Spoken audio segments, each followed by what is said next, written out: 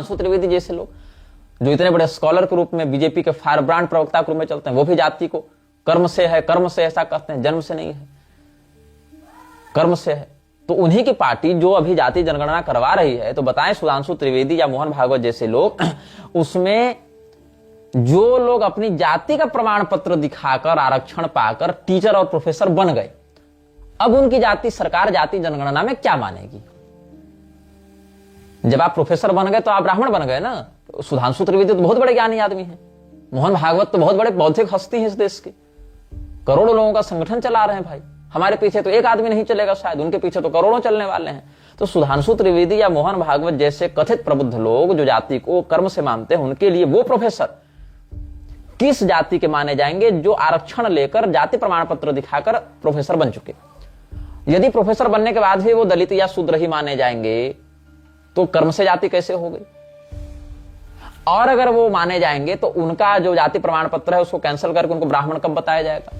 होना कुछ नहीं है, बस मूलभूत बात यह है कि हिंदुओं के जाति धर्म कुल धर्म का नाश कर दो। उससे क्या होगा? अगर आपके ऊपर कोई आक्रमण होता है, आपके ऊपर कोई समस्या होती है, सबसे पहले आपके साथ जो खड़ा होने वाला संगठन वो आपकी जाति है। परिवार के बाद आपका परिवार पहले खड़ा होगा, आपके चाचा, आपके ताऊ। हाँ, ये अवश्य है कि जातीय विद्वेष भी यहीं से उत्पन्न होता है। परिवार से बड़ा रक्षक कोई नहीं और परिवार से बड़ा कोई दुश्मन नहीं, दोनों बातें वही हैं। लेकिन खड़ा भी वही होगा जो आपसे संबंध को अनुभव करेगा। आप देखें कि किसी एक स्थिति में अगर आपके ऊपर कोई अन्याय होता है तो इसकी संभावना अधिक होती है कि आपकी जाति के लोग आपके साथ खड़े मिलेंगे। कम से कम ये अनुभव, अगर जाति को लेकर कोई समस्या हुई है तो अगर किसी ब्राह्मण को ब्राह्मण होने के कारण पीड़ित किया जा रहा है तो कहीं ना कहीं समाज में इसकी संभावना रहती है कि बाकी ब्राह्मण अपने जातीय कर्तव्य का अनुभव करते उसके साथ खड़े होंगे। क्यों? क्योंकि वहां एक जातीय संबंध का वो अनुभव करते हैं। कहीं किसी क्षत्रिय के विरुद्ध अगर आप कुछ कहते हैं, व्यक्तिगत नहीं, उसके क्षत्रिय होने के टैग को लगाकर, तो कहीं ना कहीं इसकी संभावना समाज में सदैव से रहती है कि क्षत्रिय जाति से जो व्यक्ति अपने आप को संबंधित अनुभव करता है वो जातीय गौरव के कारण उठ खड़ा होगा। कहीं वैश्य वर्ण, मारवाड़ी, कोई समाज है, कोई व्यापारी है, कोई सिंधी है, कोई बनिया है, वो अपने जाति के लिए खड़ा होगा। आप जितने बड़ी बड़ी धर्मशालाएं देखेंगे, जितने बड़े बड़े अस्पताल, विद्यालय जो मारवाड़ियों के द्वारा संचालित हो रहे हैं, क्यों हो रहे हैं? क्या वो व्यक्तिगत रूप से निष्ठा रखने के कारण हो रहे हैं? नहीं, अपने जातिगत कर्तव्य, जातिगत गौरव को समझने के कारण वो हो रहे हैं। इतने बड़े बड़े जो मंच चल रहे हैं कथित वामपंथियों के और ये शूद्रों के, वो क्यों चल रहे हैं? जाति अनुभव के ही कारण चल रहे हैं। अब ये बात अवश्य है कि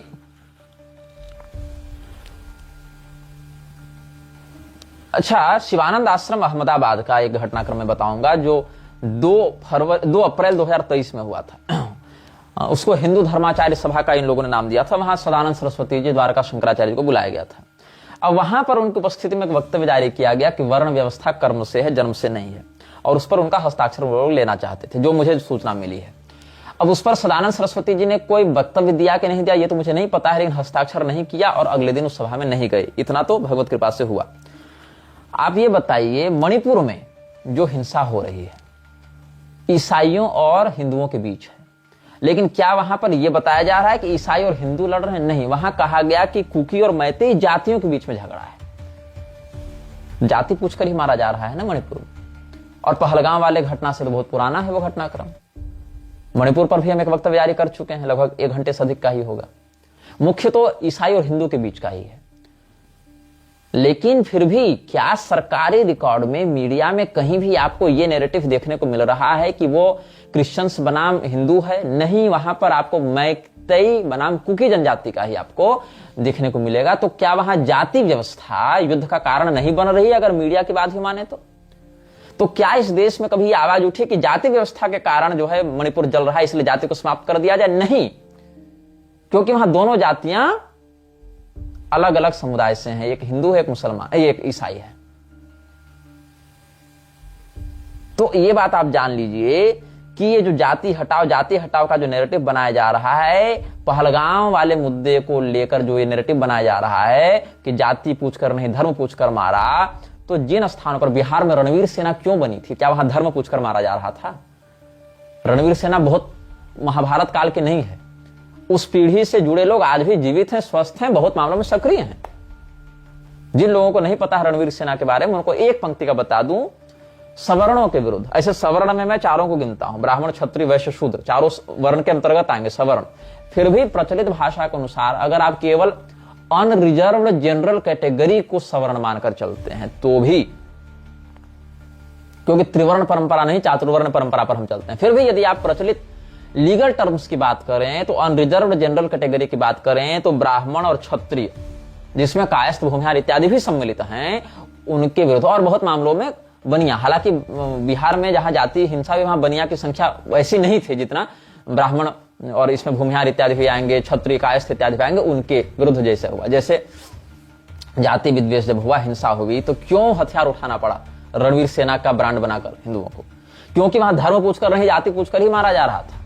और वो इतना व्यापक हो गया कि केवल बड़े लोगों को नहीं, 2-2, 3-3 साल के बच्चों को मारा जाने लगा, गर्भवती महिलाओं को मारा जाने लगा, रात रात भर गांवों की नाकाबंदी करके, घरों की रेकी कर करके 50-50, 100-100 लोगों को लाइन से खड़ा करके मारा जाता था।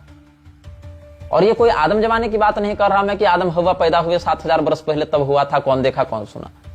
ये तो मतलब 2 पीढ़ी 1 पीढ़ी पहले की बात है। कई मामलों में तो उनकी पीढ़ी अभी चल ही रही है। तो ये क्यों हुआ या कई मामलों में क्यों हो रहा है? समाज से जाति व्यवस्था को हटाने से धर्मांतरण इतनी तेजी से बढ़ेगा जिसकी आप कल्पना नहीं कर सकते हैं, क्योंकि लोगों के पास एक संगठित बल नहीं रहेगा। आप जो कह रहे हैं ना कि सारे हिंदू एक हो जाओ, जाति हटाकर, ये कभी नहीं होगा। क्यों नहीं होगा? क्योंकि आज सड़क पर कोई एक हिंदू दूसरे हिंदू को नहीं पहचान रहा। आप सड़क पर मार खाते रहेगी, वो पीढ़ी हो गई है जो सड़क पर होते मर्डर पर, सड़क पर होते रेप पर कोई एक्शन नहीं लेना चाहती है, एक्सीडेंट का वीडियो बनाना स्वीकार करती है लेकिन उसकी सहायता नहीं करना चाहती। आज आपके सामने कोई व्यक्ति मर रहा हो ना, 100 कैमरा निकल जाएंगे, मोबाइल निकल जाएंगे उसका वीडियो रिकॉर्ड करने के लिए, लेकिन उसकी सहायता के लिए एक आदमी आगे नहीं जा पाएगा। क्योंकि अगर वो आगे चला जाएगा, एक तो संवेदना समाप्त हो चुकी है, दूसरे अगर वो चला जाएगा तो प्रशासन उसी पर इतने एफआईआर लगाएगा, उसी को इतनी बार कोर्ट बुलाएगा जांच पड़ताल और कार्रवाई के नाम पर कि अगला प्रायश्चित करेगा कि हम क्यों गए। वो मर जाता तो हम बच जाते कि सर हम तो दूर खड़ा थे, हम तो गए भी नहीं थे। ये इस सड़े हुए तंत्र का, इस लोकतंत्र का एक नंगा सत्य है। आप कहते हैं जाति व्यवस्था देश को कमजोर कर रही है। नहीं, जातीय गौरव ने ही इस देश को आज तक पूर्णतया ईसाई या पूर्णतया इस्लामी होने से बचा कर रखा है। ये जो हजारों हजार की संख्या में क्षत्रिय अपना माथा कटवाए थे ना, इसलिए नहीं कटवाए थे कि उनको पर्सनली आकर कोई मार रहा था। सनातन धर्म के अंतर्गत हम क्षत्रिय वर्ण में उत्पन्न हुए हैं और वह क्षत्रिय वर्ण, उस जाति का यह कर्तव्य हमारा है कि मैं प्रजा की रक्षा करूं। ये जो कर्तव्य का बोध था ना, इसी ने उन 14-14, 15-15 साल के लड़कों में यह आत्मविश्वास भरा कि 100 वृक्षों का माथा काट दें और मर जाएं, वो स्वीकार है, लेकिन रणभूमि से पीठ न दिखाएं। किसने ये भावना उनके अंदर भरी? ये जातीय गौरव ने भरा। और जब एक क्षत्रिय महाराणा प्रताप के रूप में खड़ा होता है अपने जातीय गौरव को, कर्तव्य को अनुभव करते हुए कि मैं क्षत्रिय हूं तो मेरा ये काम है, तो हर जाति अपना गौरव समझते हुए खड़ी होती थी। फिर भामाशाह खड़े होते हैं कि अगर हमारे पास पैसा है और हमारे राजा को उसकी आवश्यकता है धर्म की रक्षा करने के लिए, अगर वो क्षत्रिय होकर अपना कार्य करते हैं तो मैं वैश्य होकर अपना कर्तव्य करूंगा, मैं धन से सहयोग करूंगा। तब भील खड़े होते हैं, हमारी जाति का यह कर्तव्य है, वो खड़े होते हैं। तब उनके पुरोहित खड़े होते हैं कि हमारी जाति का यह कर्तव्य, हम ये करेंगे। क्यों ये खड़े हुए? वो हिंदू धर्म की रक्षा के लिए अवश्य खड़े हुए, लेकिन अपने अपने कर्तव्य को उन्होंने जातीय गौरव से ही समझा। हिंदू धर्म बिना वर्णाश्रम के नहीं चल सकता, वो उसके संगठनात्मक संरचना का आधार है। मतलब आप एक शरीर की कल्पना कर रहे हैं लेकिन आप उसमें कर्ण की कल्पना नहीं कर रहे हैं। बिना कर्ण के शरीर नहीं बनता है।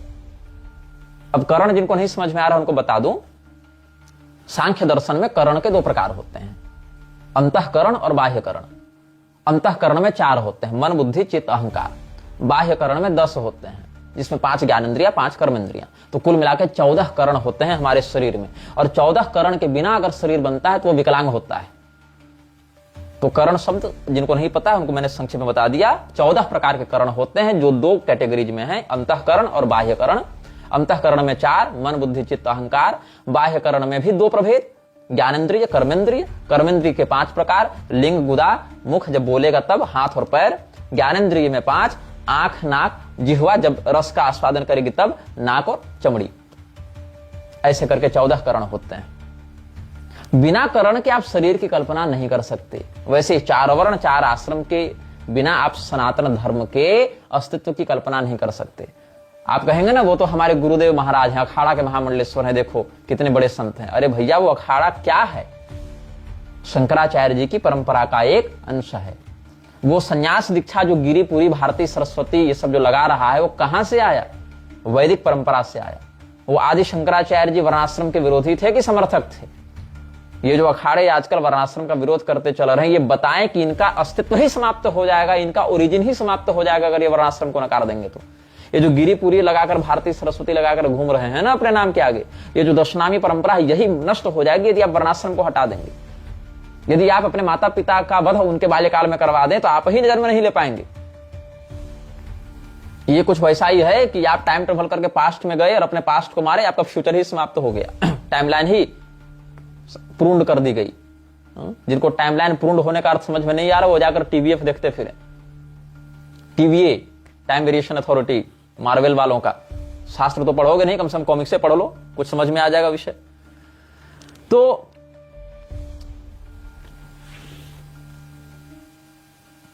और भी बहुत कुछ है। एक पंच परिवर्तन लाया गया था। पंच परिवर्तन जो आरएसएस के पंच परिवर्तन के बारे में नहीं जानते हैं, वो 1517 मार्च नागपुर में जो अधिवेशन हुआ था आरएसएस का, वहां देख लें पंच परिवर्तन का क्या विषय है। और दुर्भाग्य देखो इस देश का भी जो नागपुर में हिंसा हुई। नागपुर क्या है? Nagpur is the headquarter of RSS. Nagpur में भी जो हिंसा हुई, हिंदुओं को जेल में डाला जा रहा है कि तुम क्यों प्रतिकार करने गए। जो दंगे नागपुर में हुए, आरएसएस क्या प्रतिकार करती है उन दंगों का? कुछ नहीं। आप अपने हेडक्वार्टर वाले सिटी में अपने कार्यकर्ताओं का बचाव नहीं कर पा रहे और आप उम्मीद करते हैं कि हम अपने धर्मशास्त्रों को बदल दें क्योंकि मोहन भागवत कह रहा है, हम विवाह संस्कार को बदल दें क्योंकि मोहन भागवत कह रहा है, हम समलैंगिकता को अपना लें और बीफ खाने वाले के साथ भाईचारा निभाएं क्योंकि मोहन भागवत कह रहा है।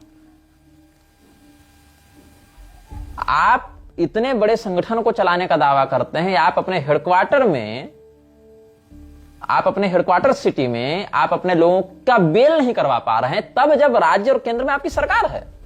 यह भी नहीं कि कांग्रेस सत्ता में है। In Maharashtra and in centre the BJP is ruling the government and you can't even grant a bail to your own followers.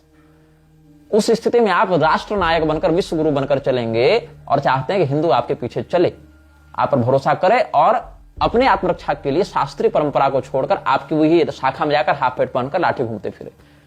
शाखा में राइम्स पढ़वा रहे हैं ये लोग।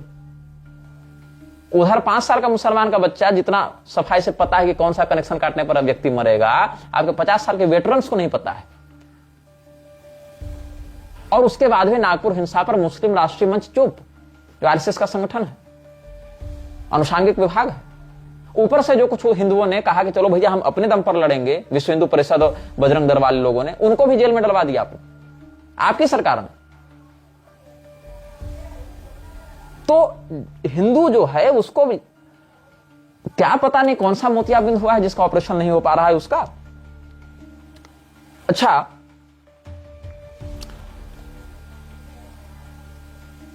धीरेंद्र शास्त्री की मैं बात करूं, जिसने जाति पाति हटाओ वाला आंदोलन किया था, पद यात्रा निकाली थी। धीरेंद्र शास्त्री का एक बयान था।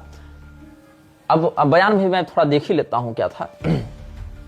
हाँ, अब देश को, उसका वीडियो भी मेरे पास उपलब्ध है। अब देश को तोड़ने की जगह देश को जोड़ने का पाठ होना चाहिए। अब जात पात से ऊपर उठकर राष्ट्रवाद का पाठ होना चाहिए। अब एक हाथ में संविधान तो एक हाथ में गीता और कुरान होनी चाहिए। मेरा बयान नहीं, ये धीरेंद्र शास्त्री का बयान है। वृंदावन का एक कथावाचक धीरेंद्र शास्त्री के कार्यक्रम में गया था, बहुत बड़ा ब्रांड, कृष्णचंद्र ठाकुर। क्या कहा? ये हनुमान जी के अवतार है। हमको समझ में नहीं आ रहा है कि हनुमान जी के अवतार को ऐसी क्या आवश्यकता पड़ी कि रजत शर्मा के इंटरव्यू में बैठकर आपकी अदालत में कहना पड़ रहा है कि 500 मुसलमान परिवार हमारे मित्र हैं। हनुमान जी की कौन सी ऐसी ग्रह दशा आ गई उनकी कुंडली में कि उनके ये दिन आ गए हनुमान जी के कि हनुमान जी का जो अवतार है धीरेंद्र शास्त्री, वो हाथ जोड़कर मुसलमानों से वीडियो बनाकर क्षमा मांग रहा है अली और बजरंग बली वाले मुद्दे पर। जिनको कंट्रोवर्सी पता नहीं होगी वो गूगल में सर्च कर लें कि Dhirendra Shastri controversy in Ali and Bajrang Bali matter. हाथ जोड़कर, हालांकि जब उसके वो माफीनामा वाले वीडियो को हमने अपने पेज पर डाला तो कॉपीराइट का एक्ट लगाकर उसको डिलीट करवा दिया था, इसलिए मैं उसके वीडियो को अटैच नहीं करता हूं, ड्राइव में रखे हुए हैं सुरक्षित। कभी कोई केस मुकदमा अगर करेगा तो वहां प्रूफ देने के लिए होगा, तो सारे मैंने अपने पास रखे हैं। मैंने अपलोड किया था, बाद में वो कहा कि नहीं मेरा वीडियो तुम कैसे डाल रहे हो, रिपोर्ट मारकर वो वीडियो हटवा दिया था। खैर, तो अली और बजरंग बली वाले मुद्दे पर हनुमान जी के कथित अवतार, लज्जा नहीं चाहिए कृष्णचंद्र ठाकुर को चापलूसी करने धर्मगुरु बने हो कि भागवत का मर्म बांटने धर्मगुरु बने हो? तो हनुमान जी के अवतार कौन हो गए? धीरेन्द्र कृष्ण शास्त्री। अब हनुमान जी के अवतार क्या कर रहे हैं ये देखो। हनुमान जी के अवतार कहते हैं कि अब इस देश में एक हाथ में गीता कुरान होनी चाहिए, दूसरे में संविधान होना चाहिए। संविधान कह रहा है, संविधान पुनर्जन्म को नहीं मानता, पुनर्जन्म को कुरान भी नहीं मानता है, पुनर्जन्म को गीता मानती है। तो ये बताइए कि गीता तो फिर बहुमत में नहीं आई, क्योंकि लोकतंत्र है ना, और पुनर्जन्म के विरुद्ध 2 वोट पड़ रहे हैं। लोकतंत्र कहता है कि बहुमत का सम्मान होना चाहिए। गीता के पास एक ही वोट है, बेचारी एक ही किताब, वही सबसे छोटी, 700 श्लोक है। आर्य समाजियों के माने तो 70 है, 700 तो हम लोग मान रहे हैं, ऐसे 742 हैं, लेकिन चलो उपलब्ध में 700 ही मान के अगर चले तो कुरान और भागवत, ये कुरान और संविधान की तुलना में तो लघु कलेवर हो गया। ऊपर से बेचारे एक ही वोट, तो पुनर्जन्म को नकार दिया जाए, है ना। तो ये स्थिति है कि हनुमान जी का जो अवतार बताकर हिंदुओं के माथे पर नाच रहा है, और हिंदू जय बागेश्वर धाम और जय बालाजी और जय धीरेन्द्र शास्त्री कहता फिर रहा है, वो उस धीरेन्द्र शास्त्री के 5 पॉइंट्स में आपको बताता हूं। पॉइंट नंबर 1, धीरेन्द्र शास्त्री ने खुलेआम ऑन मीडिया रिकॉर्ड ये स्वीकार किया है कि 500 मुसलमान परिवार उसके मित्र हैं। मेरे एक भी नहीं। उसने खुद स्वीकार किया वो मुसलमानों के साथ चाय पीता है। मैं हिंदुओं के साथ भी नहीं पीता, लेकिन मुसलमान की तो खैर दूसरी बात हो गई। जो आज पाकिस्तान के खिलाफ आक्रोश बना रहा है हिंदू, जो हिंदू मुझे चैलेंज करता है कि तुम जाकिर नाइक का विरोध क्यों नहीं करते हो, धीरेन्द्र शास्त्री का विरोध क्यों करते हो, हिंदू होकर हिंदू का विरोध क्यों करते हो, उसको मैं बता दूं, मेरे लिए Dhirendra Shastri is parallel to Zakir Naik, they are not opposite parties. जो धीरेन्द्र शास्त्री वही जाकिर नाइक है। कैसे? जिस दिन आपने कहा कि एक हाथ में कुरान होनी चाहिए, उस दिन आपने कुरान को मान्यता दी। कुरान को मान्यता देने वाला कोई भी व्यक्ति सनातन धर्मी नहीं हो सकता, ऐसा मेरा विचार है। दूसरी बात, आप लोगों ने कहा कि धीरेन्द्र शास्त्री दुबई जाकर हिंदू धर्म का प्रचार कर रहा है। देखो, दुबई जाकर हिंदू धर्म का प्रचार करवा दिया। दुबई जाने के लिए पैसा आपने दिया था, फ्री में कार्यक्रम हो गया दुबई में। पैसा कहां से आया धीरेन्द्र शास्त्री के पास? मैं बताता हूं। आपने एक फोटो देखा होगा धीरेन्द्र शास्त्री के साथ, कोई शेख है, वो शेख उसका कार्यक्रम करवा रहा है। आप उस शेख की इमेज को रिवर्स सर्चिंग करें गूगल में, वो फोटो है बू अब्दुल्ला की। आप बू अब्दुल्ला के ट्विटर अकाउंट पर जाएं, वेरीफाइड पर, ऑफिशियल पर। बू अब्दुल्ला वही व्यक्ति है जिसने नूपुर शर्मा वाले प्रकरण पर भारत सरकार को जमकर लताड़ लगाई थी, और हमारी विश्वगुरु सरकार वो निर्लज्ज सरकार थी जो अपनी पार्टी की प्रवक्ता नूपुर शर्मा, जो कि एक कंपैरिजन मात्र कर रही थी, उसने भी पैगंबर या अल्लाह को भला बुरा नहीं कहा था। उसने बस ये कहा कि तुम हमारे शिवलिंग का, ज्ञानवापी मंदिर का अपमान कर रहे हो, अगर हम भी तुम्हारे आराध्यों के बारे में ऐसा कहें तो तुमको कैसा लगेगा। ये कंपैरिजन था, एक सिचुएशनल कंपैरिजन को उन्होंने जो है ब्लास्फेमी में जोड़ दिया, ईश निंदा में जोड़ दिया। पूरे इस्लामी जगत ने, नॉट केवल Bharat, not only in India but international issue बना दिया इसको। तो बू अब्दुल्ला दुबई से बैठकर भारत की, आपके द्वारा जो है ना जनप्रतिनिधि जो आपके बैठे हुए हैं, विश्वगुरु, हिंदू हृदय सम्राट, निर्वाचित सरकार भारत की, 56 इंच सीना वाली सरकार, उसको गाली दे रहा था यही बू अब्दुल्ला कि नूपुर शर्मा को जल्दी से जल्दी दंडित करो। उसके ट्वीट्स हम सार्वजनिक कर चुके हैं। मेरे छराज के मेरे छराज सीरीज आने से ठीक पहले, जब हमने कहा था कि आपके हिंदू धर्मगुरु क्यों आतंकवादियों से गले मिल रहे हैं, वो बू अब्दुल्ला है। अब आप कह सकते हैं चलो बू अब्दुल्ला मुसलमान है, उसको सेंटिमेंट्स हर्ट हुए होंगे, लेकिन वही बू अब्दुल्ला पीओके, पाक ऑक्युपाइड कश्मीर के प्रधानमंत्री के साथ बैठक कर रहा है। आपको बता दूं, पाकिस्तान में 2 प्रधानमंत्री हैं। एक प्रधानमंत्री जो है वो इस्लामिक रिपब्लिक ऑफ पाकिस्तान का इलेक्टेड प्राइम मिनिस्टर होता है, मतलब जैसे हम नरेंद्र मोदी वैसे वहां का इलेक्टेड प्राइम मिनिस्टर। दूसरा एक पीओके का प्राइम मिनिस्टर होता है, मतलब वो क्या है, वहां पर कश्मीर का वो भाग जो अभी पाकिस्तान के अधीन है, उस भाग का वो प्राइम मिनिस्टर है। और आपको बता दूं, भारत में भी 2 प्रधानमंत्री होते थे, जिनको नहीं पता वो जान लें। कश्मीर में 2 प्रधानमंत्री और भारत पाकिस्तान में 2 प्रधानमंत्री, कुल मिलाकर देखें तो 4 प्रधानमंत्री हो जाते थे बैठक में, तब ये बात आगे आती थी। एक पाकिस्तान की जनता के द्वारा चुना गया प्रधानमंत्री, जो इस्लामिक रिपब्लिक ऑफ पाकिस्तान का प्राइम मिनिस्टर होता है। दूसरा रिपब्लिक ऑफ इंडिया, आईआरपी और आरओपी, दो देश हैं जिनको आप सामान्यतया भारत और पाकिस्तान के रूप में जानते हैं। भारत भी ये नहीं है, ये है रिपब्लिक ऑफ इंडिया। और ये रिपब्लिक ऑफ इंडिया में बहुत से भाग आते रहते हैं और जाते रहते हैं। जैसे जब भारत आजाद हुआ था तो उसमें बहुत से ऐसे हिस्से नहीं थे भारत में जो आज भारत में हैं। सिक्किम नहीं था, सिक्किम बाद में मर्ज हुआ है सर। और जो फ्रेंच कॉलोनीज थी वो सब नहीं थे, ये सब गोवा और पुडुचेरी है, पौंडीचेरी, ये सब नहीं था पहले। ये डच कॉलोनीज, फ्रेंच कॉलोनीज या सिक्किम का राजतंत्र, ये सब को बाद में भारत में मर्ज किया गया है। किसमें? भारत की तो अंतर जो शास्त्रीय सीमा है वो तो उसमें बांग्लादेश, म्यांमार, पारस स्वदेश, पाकिस्तान, अफगानिस्तान, गांधार सब आ जाएंगे। मैं बात कर रहा हूं रिपब्लिक ऑफ इंडिया की। तो आप जिस देश में देख रह रहे हैं उसका भारत कहते हैं, ठीक है, लेकिन इसका लीगल नाम क्या है? यूएन में ये प्रेजेंट करता है खुद को किस रूप में?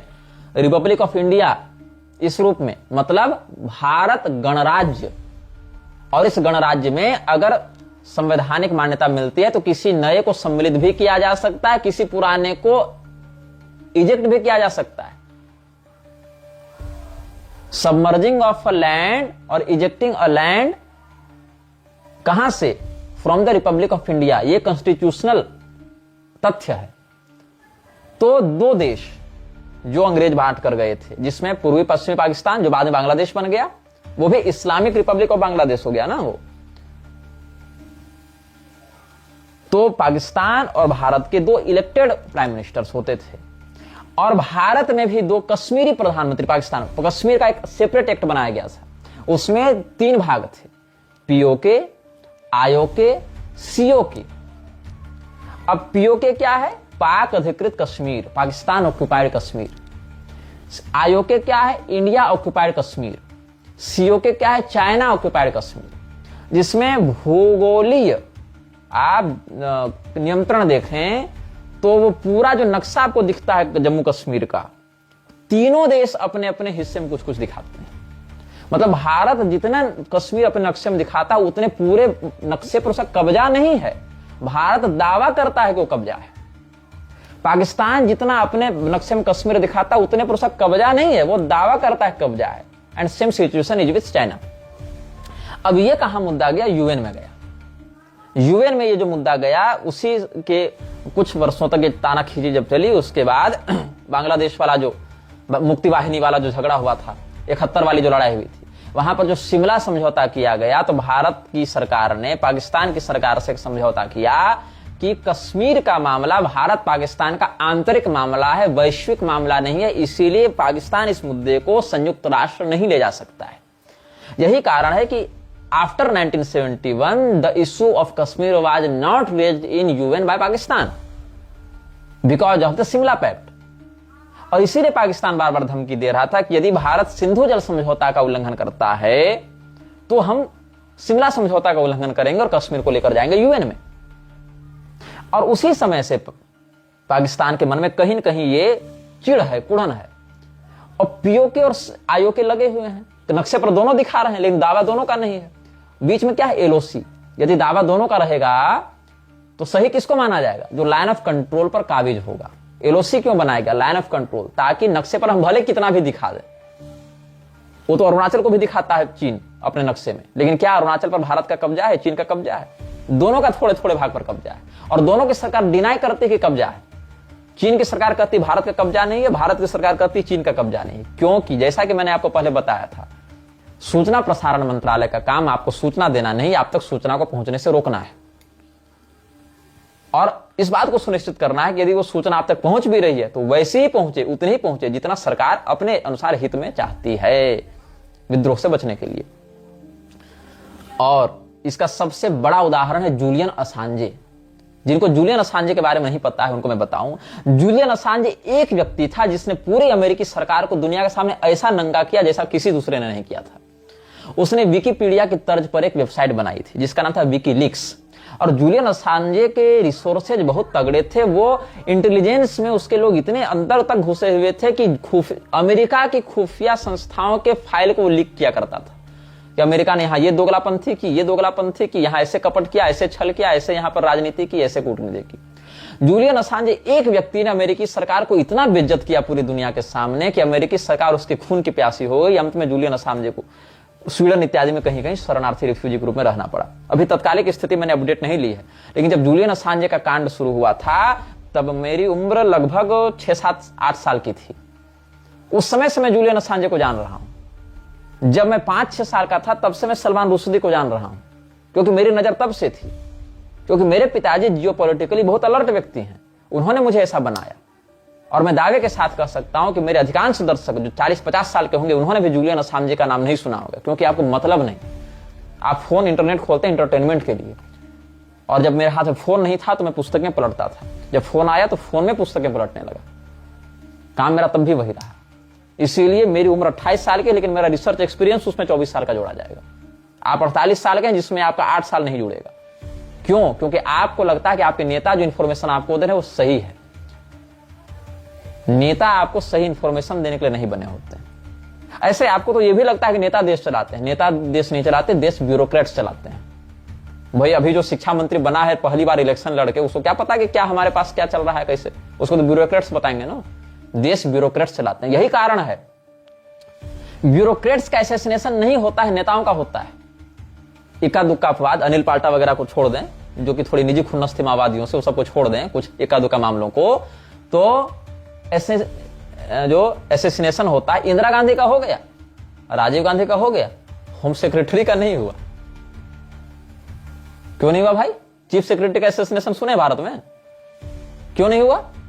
जबकि प्राइम मिनिस्टर को इंफॉर्मेशन मिल कहां से रही है? होम सेक्रेटरी से ही तो मिल रही है, चीफ सेक्रेटरी से ही तो मिल रही है। रिपोर्टिंग ऑफिसर कौन है उसका? प्राइम मिनिस्टर का, होम मिनिस्टर का रिपोर्टिंग ऑफिसर कौन होता है? सेक्रेटरी होता है ना। तो सेक्रेटरी क्यों नहीं मारा जा रहा है?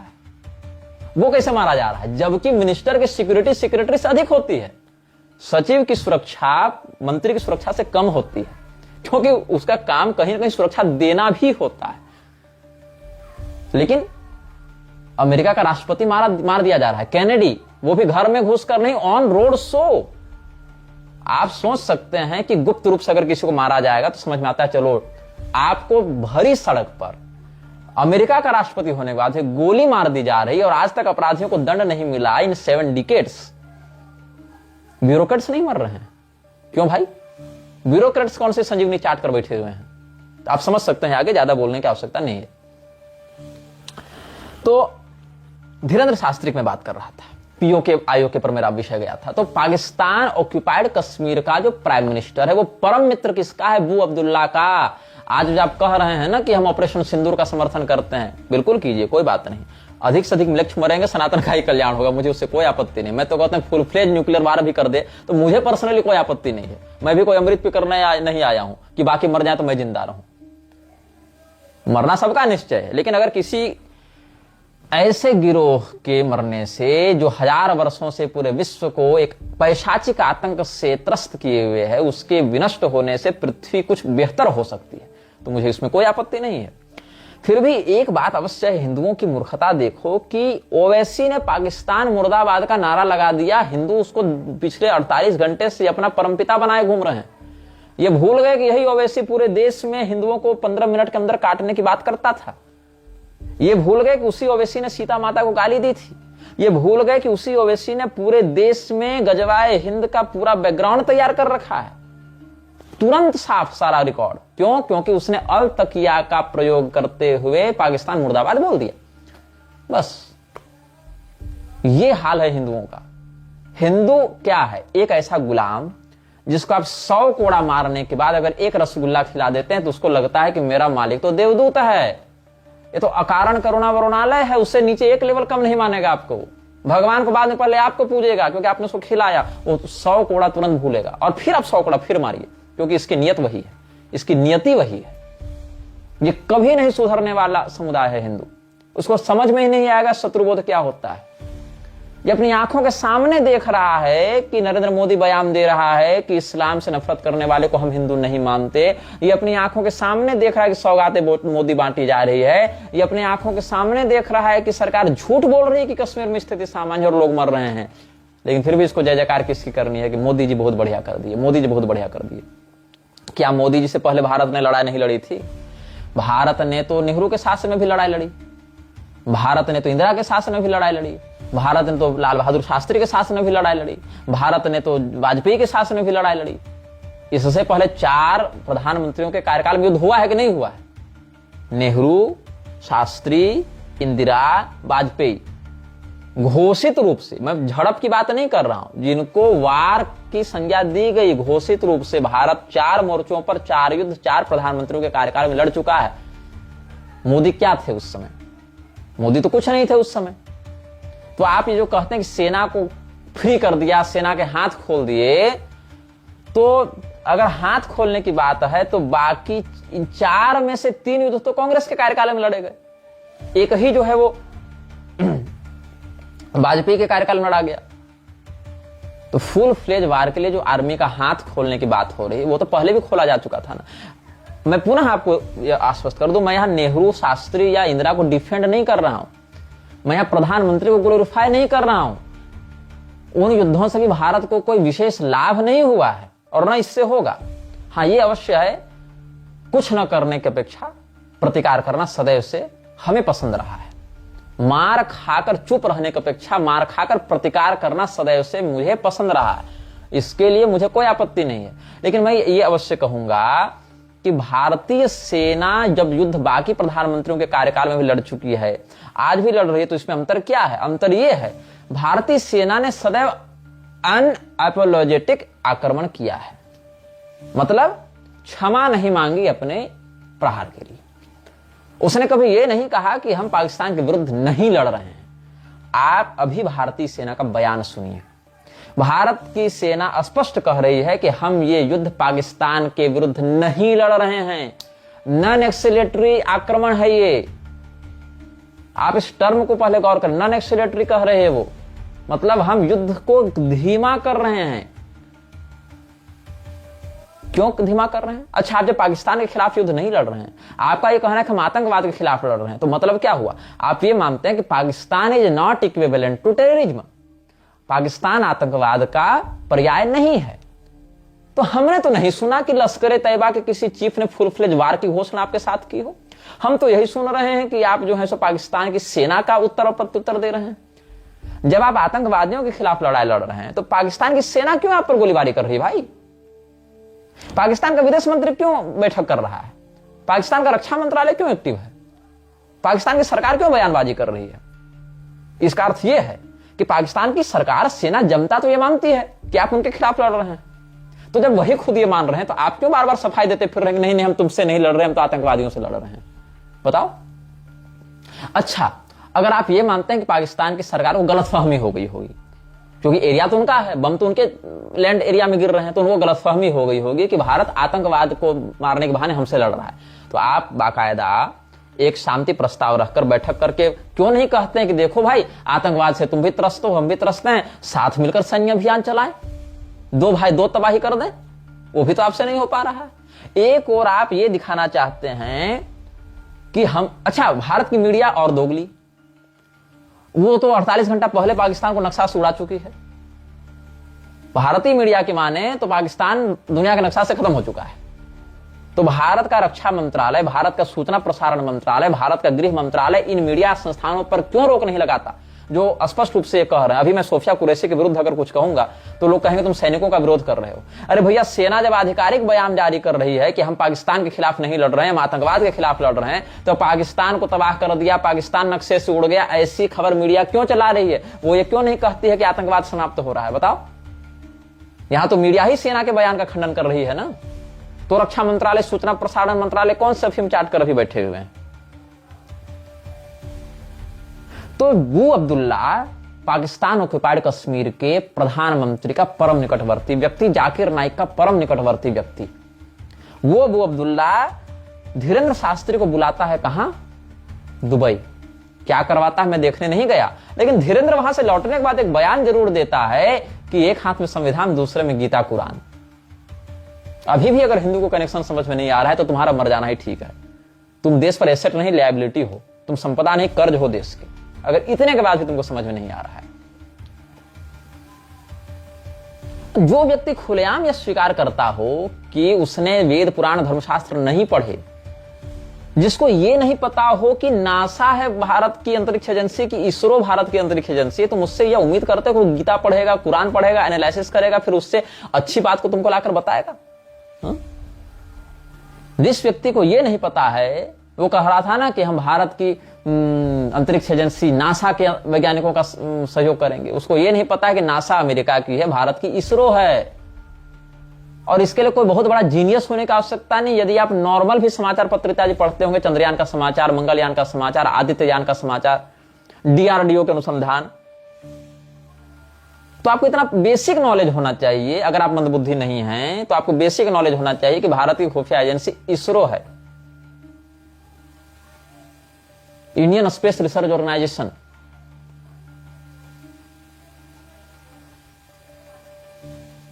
तो नासा जो है वो भारत की नहीं, अमेरिका की संस्था है, जिसके हनुमान जी इसको इतना भी नहीं बता पा रहे,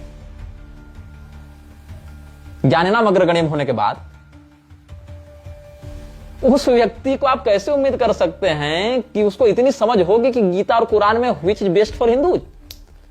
ये सब भाजपा के बूथ कर्मचारी के अलावा और कुछ नहीं है। वोट मैनिपुलेट करने के अलावा और कुछ नहीं कर सकते हैं।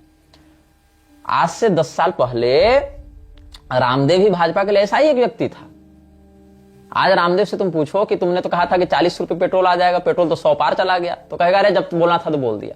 मतलब ये अपने बयान की अकाउंटेबिलिटी नहीं लेते हैं, लेकिन इनके बयान से प्रभावित होकर आप वोट देते हैं, आपके वोट से सरकार बनती है, कमीशन बनते हैं।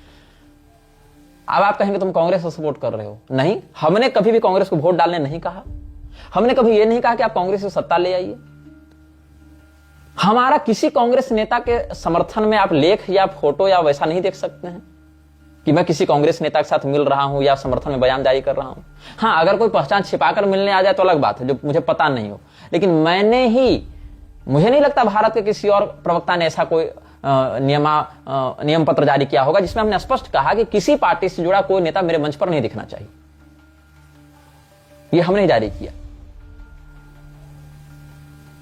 तो आप ये बताइए, कोई व्यक्तिगत रूप से अगर मिलने आ गया हो मेरे संज्ञान के बिना तो मैं उसको नहीं जानता, लेकिन पॉलिटिकल पोलराइजेशन के दृष्टिकोण से अगर देखें, जैसे ये लोग पॉलिटिकल पोलराइजेशन करते हैं कि मोदी जी ऐसा कर दिए, राहुल गांधी ऐसा कर दिया, राहुल गांधी जीनियस है, मोदी जी विश्वगुरु है, ऐसा पॉलिटिकल पोलराइजेशन हमने किसी पार्टी का कभी नहीं किया है। In fact I am not the supporter of the system of present democracy, क्योंकि मैं उस सिद्धांत का पक्षधर हूं जहां यह कहा जाता है कि खराबी गाड़ी में है और आप ड्राइवर बदल रहे हैं गाड़ी को ठीक करने के स्थान पर।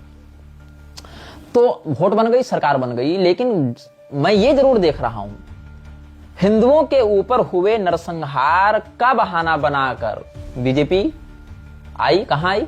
यूपी में आई। आदित्यनाथ को मुख्यमंत्री बनाया गया। आदित्यनाथ मुख्यमंत्री क्यों बने? अपनी काबिलियत से बने, केंद्र के रहमो करम पर बने, हिंदुओं के मतलब समर्थन कारण बने। क्यों बने? आप अगर 2017 का इलेक्शन याद करेंगे, 2017 का मार्च चल रहा था जहां तक मुझे याद है, मैं छत्तीसगढ़ में था उस समय, पहली बार गया था मैं। जिनके यहां ठहरा था वो अपना न्यूज चला रहे थे। उस समय दूर दूर तक कहीं भी आदित्यनाथ को मुख्यमंत्री के रूप में प्रोजेक्ट करने की कोई योजना नहीं थी, जहां तक मुझे याद है। आदित्यनाथ का नाम अचानक से सामने आया, वो केशव प्रसाद मौर्य ये सब चल रहे थे सब। आदित्यनाथ को जनता ने मुख्यमंत्री बनाया। क्यों बनाया? आदित्यनाथ बहुत सुंदर दिखते हैं, वेंडेजल दिखते हैं इसीलिए? नहीं, क्योंकि कहीं ना कहीं जनता के मन में उनकी छवि थी कि जो व्यक्ति मेरे दुखों से अपने दुख को जोड़कर संसद में रो सकता है, वो कहीं ना कहीं मेरे दुख से सहानुभूति रखता है। उसके हाथ में अगर सत्ता रहेगी तो वो व्यक्ति हमें सुरक्षित रखेगा। हाँ, ये बात मैं मानता हूं कि बाकी स्टेट्स की तुलना में यूपी का लॉ एंड ऑर्डर कंपैरेटिवली ठीक है।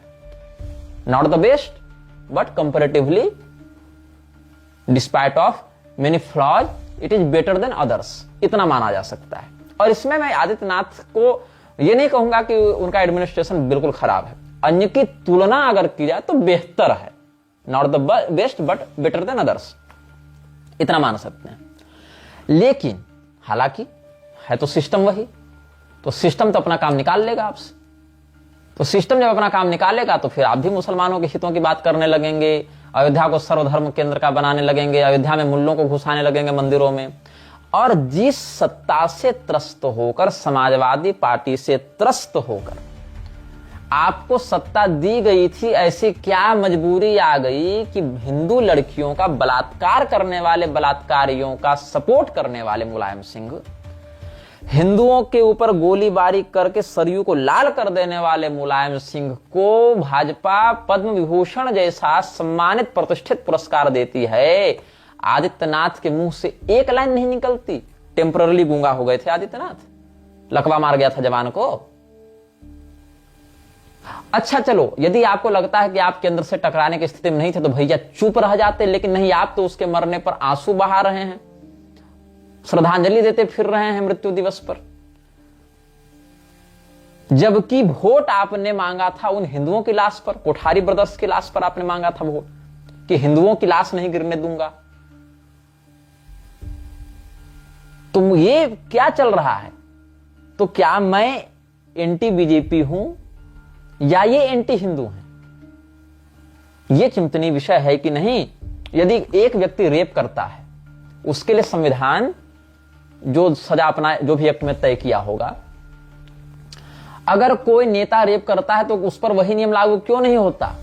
सैकड़ों रेप करने वाले लोगों को पब्लिकली सपोर्ट करने वाले व्यक्ति को ग्लोरीफाई करके पद्म विभूषण क्यों दिया जाता है? क्यों? क्योंकि किसी एक जाति विशेष से वो बिलोंग करता है और उसका एक वोट बैंक है।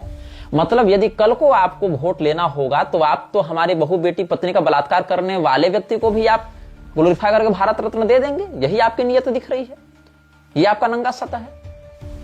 और यदि कल को कोई काफिर की बेटी से बलात्कार करना सवाब है, ऐसा कहकर हमारी बेटी को हमारे घर से खींच कर ले जावे और हम उसका विरोध करें और वो कहे कि देखो कुरान में ऐसा लिखा है और मैं उसका विरोध करूं, तो नरेंद्र मोदी फिर कहेंगे कि इस्लाम से नफरत करने वाला हिंदू ही नहीं हो सकता, आप हमसे हमारे हिंदू पहचान भी छीन लेंगे। ये आपकी नीयत साफ दिख रही है। और अगर हम कहें कि हम हिंदू हैं लेकिन हमको इस्लाम के सपोर्ट से हिंदू नहीं बने रहना है, तो मोहन भागवत हो जाएंगे, कहेंगे इस्लाम के बिना हिंदू तो अधूरा है। मतलब हिंदू तो 8वीं शताब्दी से पूरा हुआ, जब इस्लामी लोग यहां आकर हमें मारने लगे, हमारी बहु बेटियों का बलात्कार करने लगे, तब हम पूरे हो गए। उससे पहले तो अरबों वर्षों से हिंदू सनातन धर्म अधूरा था, क्योंकि इस्लाम तब था नहीं।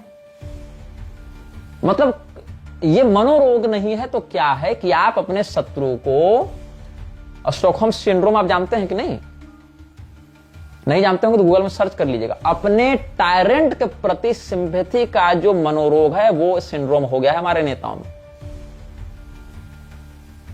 एक व्यक्ति था, उसने किडनैपिंग की थी, उस किडनैपर ने अपने उस विक्टिम पर इतने अत्याचार किए, फिर भी उस विक्टिम के मन में अपने उस किडनैपर के प्रति सहानुभूति और भाईचारा डेवलप होने लगा। ये एक पागलपन था, मनोरोग था। और इस सिंड्रोम से भारत का हिंदू, भारत के हिंदू के धर्मगुरु, भारत के हिंदू के नेता सभी ग्रस्त हो चुके हैं, सभी ग्रस्त हो चुके हैं। तो जो धीरेन्द्र शास्त्री एक हाथ में गीता और दूसरे में कुरान और संविधान की बात करता है, जो Dhirendra Shastri Pakistani prime minister PoK, वो भी पाकिस्तान ने पीओके के प्राइम मिनिस्टर और जाकिर नाइक के परम मित्र अबू अब्दुल्ला के साथ उसके पैसे पर दुबई जाकर मंच साझा करता है, जो खुद को 500 मुसलमानों का मित्र बताता है किंतु स्वयं को हिंदू धर्मशास्त्र में अनपढ़ बताता है।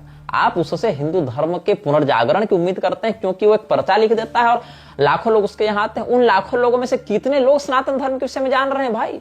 वो नहीं जान रहे। वो मीडिया मैनेजमेंट के कारण आकर्षित होकर वहां गए कि कदाचित ये बाबा जी हमारे दुखों को दूर कर दे। उनके पास कोई विजन नहीं है देश को लेकर, उनके पास कोई बौद्धिकता नहीं है इस देश को लेकर। वो इस देश की स्थिति से बिल्कुल अवगत नहीं है कि किस बारूद के ढेर पर वो बैठे हुए हैं। This video may get deleted सून।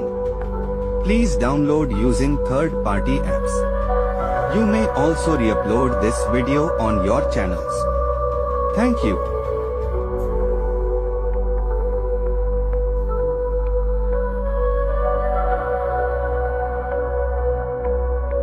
यह वीडियो जल्द ही हटा दिया जा सकता है। कृपया थर्ड पार्टी ऐप्स का उपयोग करके डाउनलोड करें। आप इस वीडियो को अपने चैनल पर फिर से अपलोड भी कर सकते हैं।